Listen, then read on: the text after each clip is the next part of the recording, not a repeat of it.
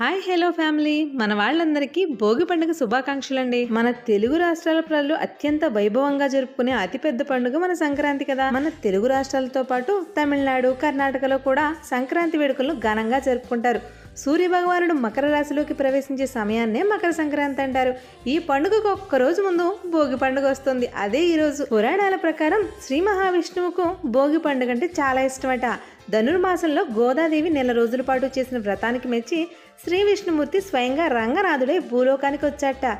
అందుకే భోగి రోజున తెల్లవారుజామున నిద్రలేచి ఇంటి ముందు ముత్యాల ముగ్గులు వేసి వాటి మధ్యలో గొబ్బెమ్మలు పెడతారు. ఇప్పటి వరకు మనకి చలి తీవ్రత బాగా ఉంటుంది. గజగజ వణికించి వాతావరణాన్ని తట్టుకునేందుకు, చలి బాధలను తప్పించుకునేందుకు, దక్షిణాయనంలో తాము పడిన కష్టాలు బాధలను తట్టుకున్నందుకు, ఉత్తరాయణ కాలంలో సుఖ సంతోషాలను ఆశిస్తూ ఈ భోగి మంటలు వేస్తారట. మనలోని చెడుని తగలబెట్టి మంచిని పెంచుకోవడమే ఈ భోగి మంటల అంతరార్థం. హ్యాపీ భోగి.